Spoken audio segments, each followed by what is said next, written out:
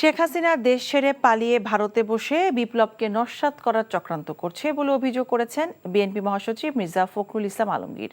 যত দ্রুত সম্ভব তাকে বাংলাদেশ সরকারের কাছে তুলে দিতে ভারতের প্রতি আহ্বান জানান তিনি। অন্যদিকে ছাত্রদল আয়োজিত শোকসভায় গুম, খুন, নির্যাতনের শিকার ব্যক্তিদের স্বজনরা জড়িতদের বিচারের দাবি জানায়। আরও জানাচ্ছেন শফি মাহমুদ সাগর।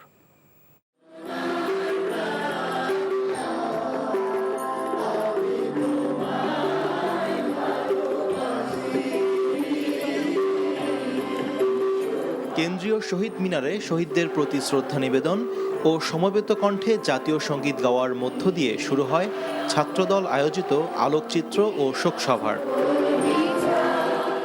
এই অনুষ্ঠানে অংশ নেয় বৈষম্য বিরোধী ছাত্র আন্দোলনে শহীদদের স্বজন, গুম খুনের শিকার ব্যক্তিদের পরিবারের সদস্যবৃন্দ, লেখক, সাহিত্যিক, বুদ্ধিজীবী সহ অনেকে।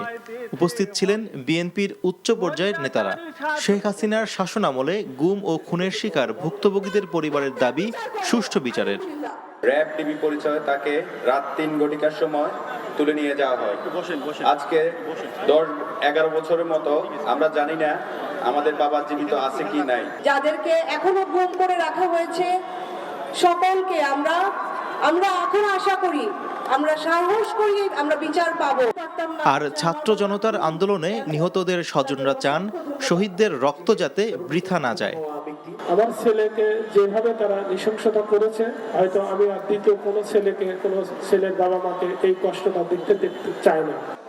এর আগে শহীদ প্রেসিডেন্ট জিয়াউর রহমানের মাজারে শ্রদ্ধা নিবেদন এবং জিয়ারত শেষে বিএনপি মহাসচিব মির্জা ফখরুল ইসলাম আলমগীর অভিযোগ করেন, শেখ হাসিনা জাতিকে ঋণের জালে আবদ্ধ করে গেছে।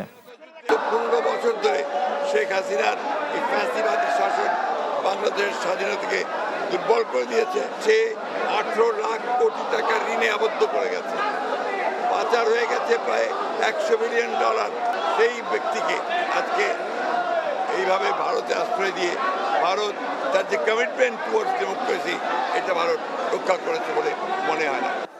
রাষ্ট্র সংস্কারে ইউনূসের নেতৃত্বাধীন অন্তর্বর্তীকালীন সরকারকে বিএনপি সময় দিতে চায় বলেও জানান মির্জা ফখরুল।